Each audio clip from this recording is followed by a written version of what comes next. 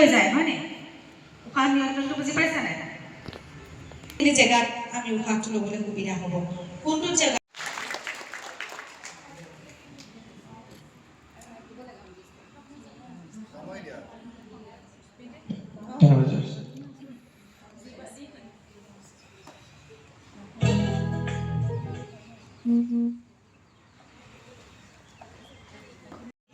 নাই ফুপাই চুপাই আই পালেহি খালে পেট ভৰাই ভাত ৰজনীকাই ওলালহি ভৰ দুপৰীয়া কোনেও গমকে নাপায় পিতাই লগত ৰজনীকায়ে মাৰিছে কথাৰ মেল বুকুৰ কুটুম ৰজনীকাই চাই ডুবি ভাল মানুহ হয় বেয়া কাম কৰি মানুহ বেয়া হৈ ৰয় শকত বা ক'লা হ'লে ক্ষীণ বা বগা মানুহে কিৰিলি পাৰি ৰয়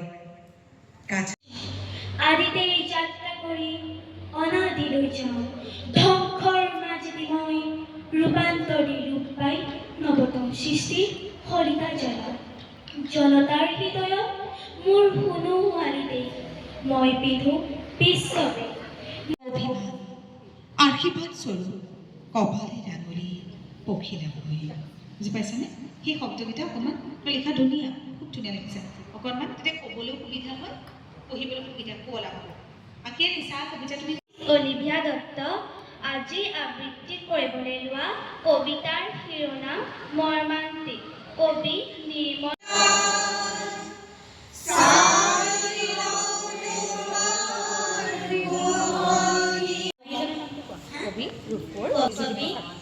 জ্যোতিপ্ৰসাদ আগৰৱালা শিল্পী মই তিনি মুকালৰ অতীতৰ বৰ্তমানৰ অনাগত ভৱিষ্যতৰ আদিলৈ যাওঁ ধ্বংসৰ মাজেদি মই ৰূপান্তৰেদি ৰূপ পাই নৱতম সৃষ্টিৰ সৰিতা জ্বলাওঁ জনতাৰ হৃদয়ত মোৰ শুনো আলি দেশ মই পিন্ধো বিশ্ববেশ নতুন দৃষ্টিৰে চাওঁ সৃষ্টিৰ অনিমেষ নানা ভাষা নানা অনাগত ভৱিষ্যতৰ আদিতেই যাত্ৰা কৰি অনাদিলৈ যাওঁ ধ্বংসৰ মাজতে মই ৰূপান্তৰেদি ৰূপ পাই নৱতম সৃষ্টিৰ সলিতা জ্বলাওঁ জনতাৰ হৃদয়ত মোৰ শুনো আলিৰে মই পিন্ধো বিশ্ববেশ নতুন দৃষ্টিৰে চাওঁ সৃষ্টি অনিমেষ নানা জাতি নানা ভাষা নানা আশা নানা জাতি বৰ্তমানৰ অনাগত ভৱিষ্যতৰ আদিতেই যাত্ৰা কৰি অনাগতিলৈ যাওঁ ধ্বংসৰ মাজেদি মই ৰূপান্তৰেদি ৰূপ পাই নৱতম সৃষ্টিৰ সলিতা জ্বলাওঁ জনতাৰ হৃদয়ত মোৰ শুনো আলিৰে মই পিন্ধো বিশ্ববেশ নতুন দৃষ্টিৰে চাওঁ সৃষ্টিৰ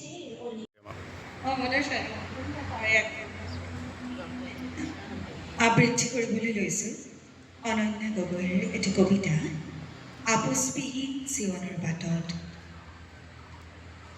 নিস্তব্ধতাই আৱৰি ৰখা জীৱনটোত ৰঙীন সপোনবোৰে গজালি মেলে পোৱা নোপোৱাৰ সন্ধিক্ষণত সময়ো যে পৰিৱৰ্তন আনে এয়াইতো জীৱন য'ত পূৰ্ণতা নাই য'ত মসৃণতা নাই য'ত নাই প্ৰাপ্তিৰ সম্পূৰ্ণ সম্ভাৱনা তথাপিও যে জীৱনে সাহসেৰে আগুৱাই যায় প্ৰাপ্তিৰ সপোন লৈ তথাপিও যে জীৱনে হাৰ নেমানে প্ৰতিবন্ধকতাৰ সন্মুখত বাধাৰে দেৱাল ভাঙি জীৱনে লৈ যায় উন্নতিৰে উচ্চ শিখৰলৈ পোহৰৰ গভীৰতালৈ লৈ যোৱা মোৰ আপোনজন মোৰ জীৱনৰ ভগৱান আৰু মা পাপাৰ শ্ৰেষ্ঠতম উপহাৰ তোমাৰ সাগৰত প্ৰেমৰ নাও বাব শিকোৱা পোহৰৰ সন্ধানত আন্ধাৰতে ভৰি দিব খোজা মইজনী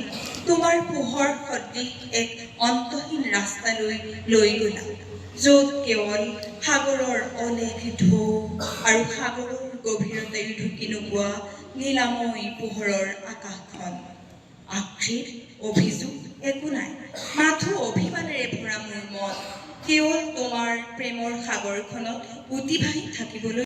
হৈ আনন্দিত হ'লোঁ।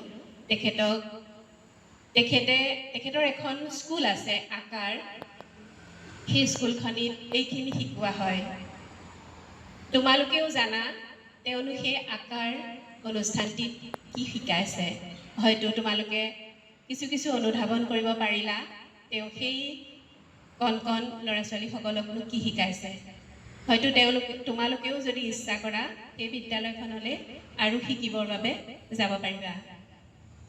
আৰু তোমালোকক এই অনুষ্ঠানটিৰ এখন মানপত্ৰ দিয়া হ'ব। কিন্তু আমি এই অনুষ্ঠানটি আয়োজন কৰিছোঁ আমাৰ প্ৰতিষ্ঠা দিৱসৰ লগত সংগতি ৰাখি। আমাৰ প্ৰতিষ্ঠা দিৱস 29 মাৰ্চ তাৰিখে উদযাপন কৰা হ'ব আৰু সেই অনুষ্ঠানতে তোমালোকক আমি মানপত্ৰসমূহ দিম বুলি ভাবিছোঁ, ধাৰ্য কৰিছোঁ। তাৰ নাম আমি দুৱাৰ মুকলি কৰোঁ। কিহৰ দুৱাৰ?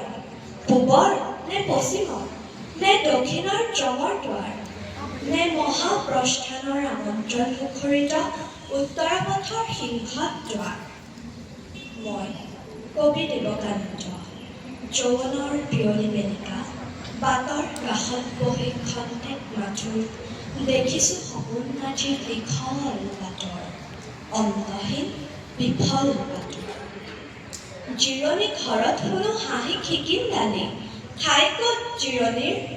ৰুদ্ধতাৰ দুৱাৰ মুখত জনতাৰ হেঁচা ঠেলা, দুৱাৰ মুকলি ক'ত? জানো জীৱনৰ উদ্ভ্ৰান্ত ছন্দৰ তালে উতলা কৰিছে মোক। জানো মোৰ গতি নাই গতিৰ বাহিৰে, কিন্তু যাত্ৰাৰ শেহত ক'ত মুকলি দুৱাৰ? পাম জানো সিংহৰ দুৱাৰ? প্ৰাণৰ ছন্দত মোৰ বাদুলি সঁচাৰ যাৰ মেল খাব নিজে নিজে যৌৱনৰ নিমন্ত্ৰণ যাচি। ভ্ৰমিলো বহুতো বাট, পেৰুত ইনকাৰ সতে সোণৰূপ খটোৱা পালকি। নথৈ আনন্দিত হৈছোঁ। বিশেষকৈ মই কবিতা সৰুৰ পৰাই আবৃত্তি কৰিছোঁ, গাইছোঁ। যেতিয়া ক্লাছ 5ত আছোঁ, মোৰ মনত আছে, তেতিয়াৰ পৰাই গাইছোঁ, কিন্তু আজিলৈকে এনেদৰে প্ৰশিক্ষণ লোৱা নাছিলোঁ। কবিতা যে এটা ডাঙৰ বা বিশাল পৰিচয় আছে সেই কথা উপলব্ধি এই দুদিনীয়া কৰ্মশালাটোৱে শিকালে। আৰু বিশেষকৈ গায়ত্ৰী বাইদেউক ধন্যবাদ জ্ঞাপন কৰিছোঁ, যাতে আমাৰ কবিতাৰ ক্ষেত্ৰখনত আগবাঢ়ি যাবলৈ আৰু অকণমান উৎসাহ প্ৰদান কৰিলে। আৰু ইয়াত যিসকল ব্যক্তিয়ে আমাৰ আজি এই কবিতাৰ আৰু ঘোষকৰ অনুষ্ঠানটো অনুষ্ঠিত কৰি সাফল্যমণ্ডিত কৰিলে, তেখেতসকলকো এই সুযোগতে কৃতজ্ঞতা জ্ঞাপন কৰিছোঁ। সকলোলৈকে মোৰ শুভকামনা জ্ঞাপন কৰি এটা কবিতাৰে মোৰ আজিৰ এই বক্তব্য সামৰণি মাৰিছোঁ। কবিতাৰ শিৰোনাম পথাৰ, কবি ৰুদ্ৰ গগৈ। পথাৰ, শাওনৰ মেঘমুক্ত নীলাকাশ, সূৰ্যস্নাত ক্লেদময় সেই বিশাল পথাৰ, বিপুল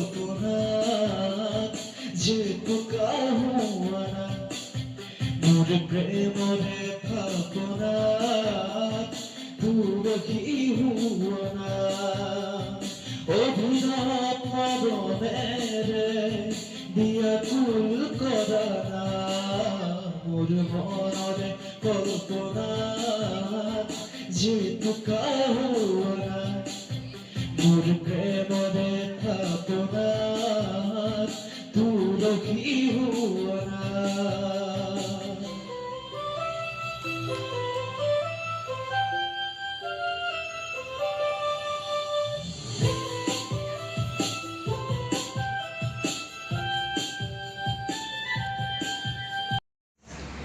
আজি বহু দিনৰ মূৰত তোমালৈ চিঠি বাহিৰৰ উৰুঙা বতাহ জাকি আহি মনডাল কোবাইছে।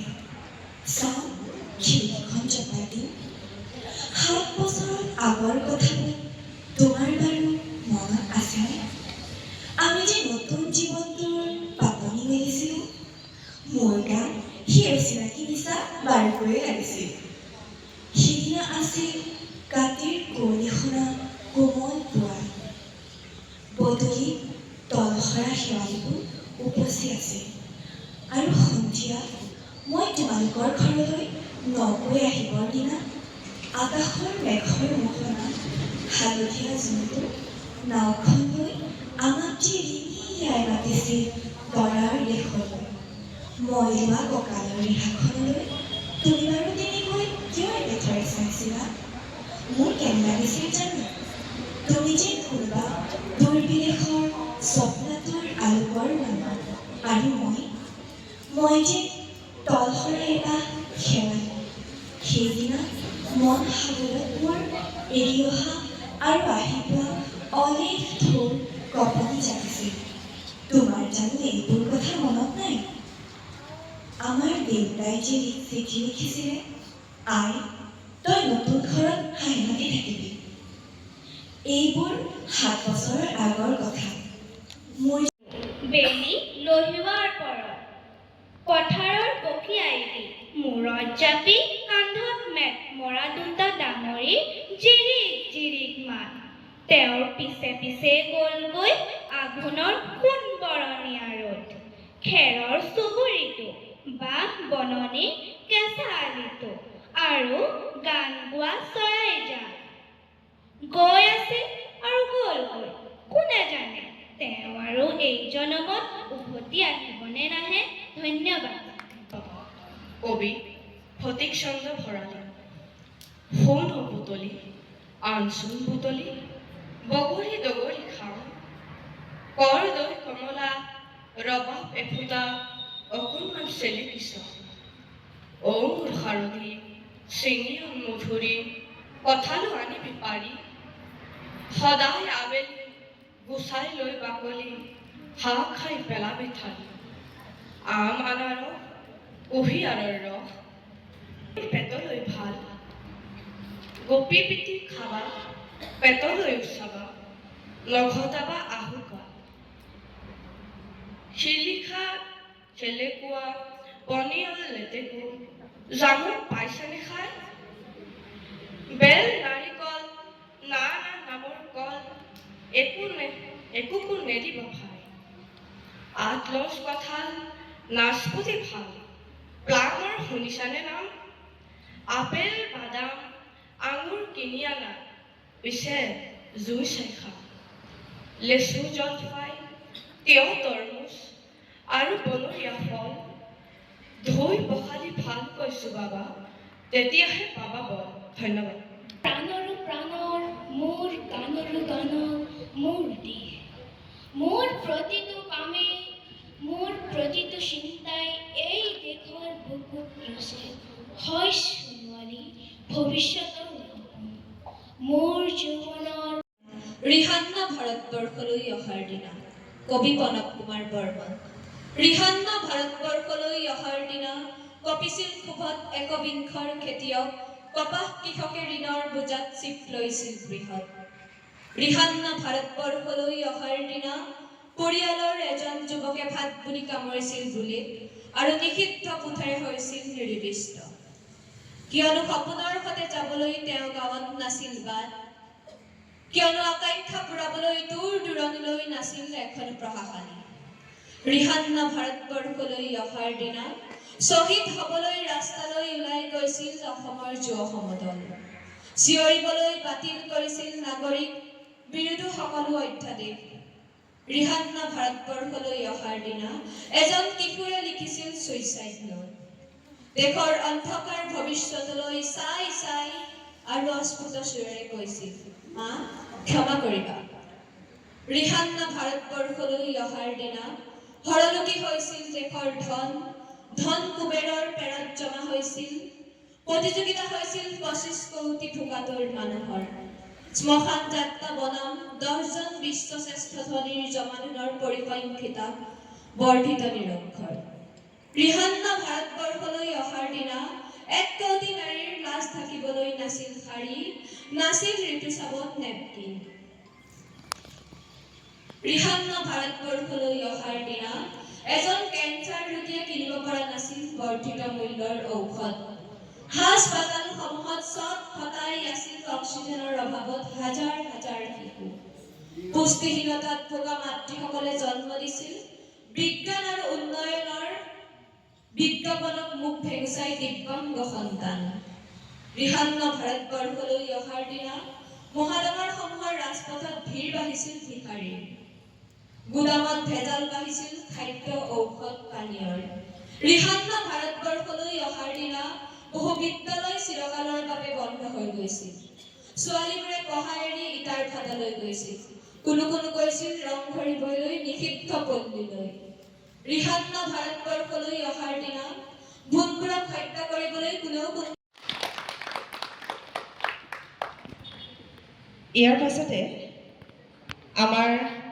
আমি এইখিনি থিয় হৈ থাকিব পৰা বা আমাৰ প্ৰতিটো মুহূৰ্ততে সু-শৰীৰ হওক বা যিকোনো ক্ষেত্ৰতে সহায় সহযোগিতা আৰু আমাৰ মুধৰ্ষতা বুলিয়ে ক'ব লাগিব আমাৰ আবৃত্তি পৰিষদৰ অসম আবৃত্তি আৰু সংস্কৃতি পৰিষদৰ যোৰহাট জিলাৰ সম্পাদক তেখেতৰ নেতৃত্বতে আমি ইমানখিনি কৰিবলৈ সক্ষম হৈছোঁ ছফিকুল ইছলাম ডাঙৰীয়া আৰু তোমালোকক বা সকলোকে অৱগত কৰিব বিচাৰিছোঁ আমাৰ এটি ভাল খবৰ ইতিমধ্যে হৈ গৈছে যে অসম মহোৎসৱ যি অসম আবৃত্তি আৰু সংস্কৃতি পৰিষদৰ ৰাজ্যিক ভিত্তিত যি অসম মহোৎসৱ হৈছিলে ডিচেম্বৰত অসম আবৃত্তি মহোৎসৱ সেই অসম আবৃত্তি মহোৎসৱত ছফিকুল ইছলাম ডাঙৰীয়াৰ নেতৃত্বত আমাৰ যোৰহাটৰ পৰা যিটি দল গৈছিলে আবৃত্তিৰ দল তেওঁলোকে ৰাজ্যিক ভিত্তিত শ্ৰেষ্ঠত্ব অৰ্জন কৰিবলৈ সক্ষম হৈছে দ্বিতীয় তাৰ আগত যোৱা বছৰো তেওঁলোক আছিলে তেওঁলোকৰ নেতৃত্বত শ্ৰদ্ধাৰ প্ৰথম শ্ৰেষ্ঠ দল সেইটো আমাৰ বাবে গৌৰৱৰ কথা আৰু আবৃত্তিয়ে যে জোৱাৰ আনিব পাৰিছে সেইটো সঁচাকৈ বহুত ডাঙৰ কথা আৰু তোমালোকৰ মাজৰ পৰাই এনেকৈ কবিতাৰ মাজেৰে আবৃত্তিকাৰ এজন সৃষ্টি হওক বাইদেৱে কৈছে তোমালোকৰ মাজৰ পৰাই সৃষ্টি হওক এজন সু অভিনেতা এজন গায়ক আমি আশা কৰিছোঁ আৰু ছফিকুল ইছলাম ডাঙৰীয়াকো আমাৰ শাখাৰ তৰফৰ পৰা অকণমান সন্মান যাচিবৰ বাবে মই আমাৰ সভাপতি ডাঙৰীয়া বিকি নেওগক অনুৰোধ জনাইছোঁ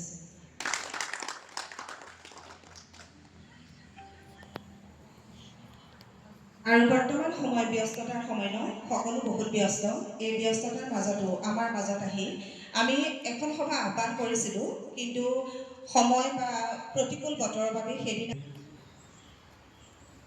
কৈলাশপতিৰ সম্পাদক সুচেন বৰুৱা ডাঙৰীয়া বন্ধু কবি শিক্ষক ৰঞ্জিত শইকীয়া আমাৰ আবৃত্তি পৰিষদৰ পশ্চিম যোৰহাট শাখাৰ সকলো মোৰ শ্ৰদ্ধাৰ বিষয়ববীয়াসকল সম্পাদককে প্ৰমুখ্য কৰি বিষয়ববীয়া তথা শ্ৰদ্ধাৰ সদস্যসকল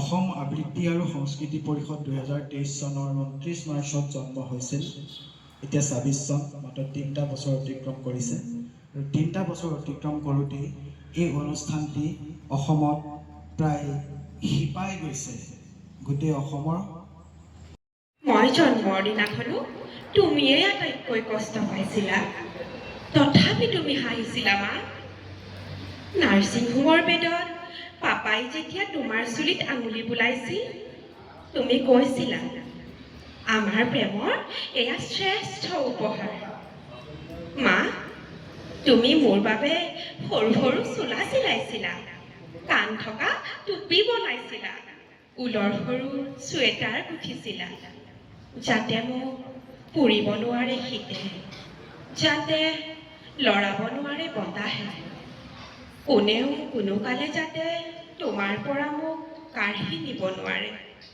তুমি বুকুৰ মাজত তেনেদৰে সযতনে ৰাখিছিলা বান্ধি মোক মা আনকি পাপাৰ প্ৰেমৰ প্ৰতিও তুমি হৈ উঠিছিলা অনাগ্ৰহী লাহে লাহে মোৰ বাবে মা তোমাৰ প্ৰেমিকজনে মানি লৈছিল সেই দূৰত্ব যাৰ অবিহনে তুমি জীয়াই নাথাকা বুলি ভাবিছিলা এসময়ত মোৰ আগমনে তেওঁ দূৰলৈ ঠেলিছিল তোমাৰ পৰা পাপা মোৰ পাপা পুতলাবোৰ কিনি আনিছিলা তুমি বজাৰৰ পৰা সৰু সৰু মটৰ ৰেলগাড়ী বল ক্ৰিকেটৰ বেট আৰু পেপা আনিছিলা হৰলিক্স কৰ্ণফ্লাৱাৰ ছাতিহীৰা তোমালোকৰ হৃদয়ৰ উত্তাপত মই বাঢ়ি আহিছিলোঁ পূৰ্ণচন্দ্ৰ পূৰ্ণিমাৰ দৰে তুমি মজিয়াত হাতী হৈছিলা পাপা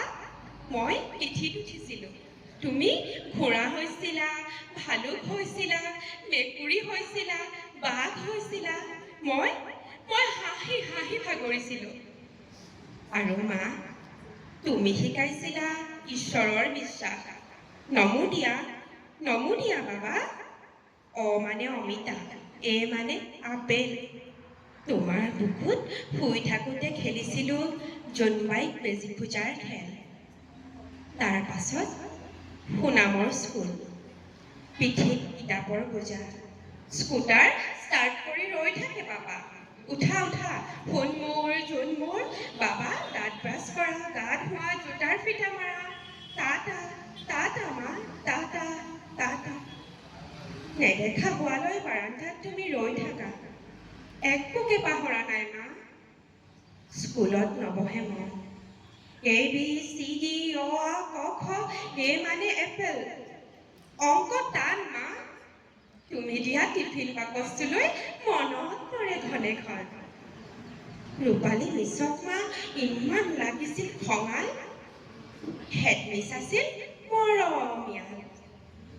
স্কুল ছুটিৰ ঘণ্টা সুখৰ অময়ামাত। উভতি আহিছিলোঁ মা ছায়ালৈ তোমাৰ। ৰাতি ভয় লাগিছিল, খিৰিকীৰে সোপে আন্ধাৰবোৰে খেদি আহিছিল। মোক যেন লৈ যাব দূৰ দিগন্তৰ সিপাৰে। বচোৱা মা, মোক বচোৱা। ধৰা পাপা, মোক ধৰা।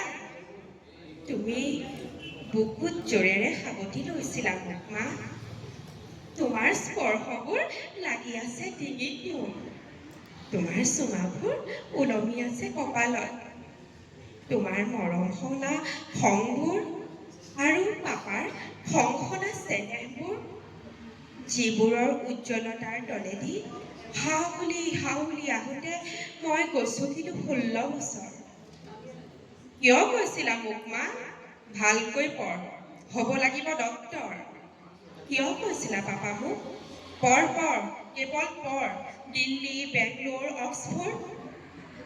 মই খেলি থাকোঁতেও টানি আনিছিলা মোক। কাৰ্টুনবোৰ চাই থাকোঁতে টিভি কৰি দিছিলা অফ। নমস্কাৰ, মই গায়ত্ৰী দেৱী। অসম আবৃত্তি আৰু সংস্কৃতি পৰিষদ যোৰহাট জিলাৰ এটি অন্যতম শাখা, পশ্চিম যোৰহাট শাখা, এটা যোৰহাট জিলাৰ এটি সক্ৰিয় শাখা।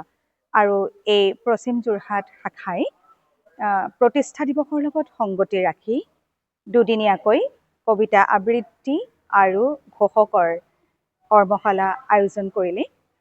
সেই কৰ্মশালাত মোক মুখ্য প্ৰশিক্ষক হিচাপে আমন্ত্ৰণ জনোৱাৰ বাবে প্ৰথমেই পশ্চিম যোৰহাট শাখাৰ সম্পাদক মহোদয়, সন্মানীয় সভাপতি মহোদয় প্ৰমুখ্যে প্ৰতিগৰাকী সন্মানীয় সদস্যলৈ মই আন্তৰিক ধন্যবাদ আৰু কৃতজ্ঞতা জ্ঞাপন কৰিলোঁ। এই পশ্চিম যোৰহাট অঞ্চলৰ বহুকেইগৰাকী কণ শিশুৰ পৰা আৰম্ভ কৰি চেমনীয়া যুৱক যুৱতীয়ে এই প্ৰশিক্ষণত অংশগ্ৰহণ কৰিলে। সঁচাই এটি খুব সুন্দৰ পদক্ষেপ তেখেতসকলে গ্ৰহণ কৰিছে আৰু আমি অনুমান কৰিব পাৰিছোঁ এই 2 দিনৰ যি কাৰ্যসূচী তেখেতসকলে ৰাখিছে, তেখেতসকল সুন্দৰভাৱে সফল হৈছে। কাৰণ এই ব্যস্ততাপূৰ্ণ সময়ৰ মাজত ইমানখিনি প্ৰশিক্ষাৰ্থী একেলগ কৰি একেখন মঞ্চ পোৱাটো বহুত সৌভাগ্যৰ কথা। গতিকে এই কাৰণে মই পশ্চিম যোৰহাট শাখাৰ বিষয়ববীয়াসকললৈ আন্তৰিক অভিনন্দন জ্ঞাপন কৰিছোঁ। আবৃত্তিৰ প্ৰচাৰ আৰু প্ৰসাৰৰ বাবে অসম আবৃত্তি আৰু সংস্কৃতি পৰিষদে যি যাত্ৰা আৰম্ভ কৰিছে, সেই যাত্ৰাৰ অংশীদাৰ হৈ পশ্চিম যোৰহাট শাখাই যি পদক্ষেপ আগবঢ়ালে, তাৰ বাবে আমি আন্তৰিক ধন্যবাদ আৰু কৃতজ্ঞতা জ্ঞাপন কৰিছোঁ। এয়া মাথো আৰম্ভণিহে। পৰৱৰ্তী সময়ত ইয়াতকৈও অকণমান দীঘলীয়াকৈ বা ইয়াতকৈও বহুলভাৱে এনেকুৱা অনুষ্ঠান, কবিতা আবৃত্তিৰ লগত সংগতি ৰাখি অনুষ্ঠান আয়োজন কৰিব বুলি আশা ৰাখিলোঁ। পুনৰবাৰ সকলোলৈকে মোক এই সুবিধা দিয়াৰ বাবে আন্তৰিক ধন্যবাদ আৰু কৃতজ্ঞতা জ্ঞাপন কৰিলোঁ। জয়তু অসম আবৃত্তি আৰু সংস্কৃতি পৰিষদ। ধন্যবাদ। আৰু সংস্কৃতি পৰিষদৰ পশ্চিম যোৰহাট শাখাৰ সৌজন্যত তৃতীয় প্ৰতিষ্ঠা দিৱসৰ লগত সংগতি ৰাখি দুদিনীয়াকৈ এটি কৰ্মশালা, আবৃত্তি আৰু ঘোষকৰ এটি কৰ্মশালা আয়োজন কৰা হৈছিল 21 মাৰ্চ আৰু 22 মাৰ্চ 2024 চনত। ইয়াত মুখ্য প্ৰশিক্ষক হিচাপে উপস্থিত আছিল শ্ৰদ্ধাৰ গায়ত্ৰী দেৱী বাইদেউ। আচলতে আবৃত্তিৰ প্ৰচাৰ আৰু প্ৰসাৰৰ অৰ্থে আমি এই প্ৰয়াস কৰিছিলোঁ। এই অনুষ্ঠানটিত, এই কৰ্মশালাটিত প্ৰায় 20জনৰো অধিক শিক্ষাৰ্থীয়ে অংশগ্ৰহণ কৰি এই অনুষ্ঠানটি সাফল্যমণ্ডিত কৰিছে। এই প্ৰতিজন শিক্ষাৰ্থীলৈ আমি ধন্যবাদ জ্ঞাপন কৰিছোঁ। লগতে আমাক এই অনুষ্ঠানটিত যিসকলে সহায় সহযোগিতা আগবঢ়ালে আৰু মাননীয় প্ৰশিক্ষিকা বাইদেউকো এই আপাহতে আমি ধন্যবাদ জ্ঞাপন কৰিছোঁ। ধন্যবাদ।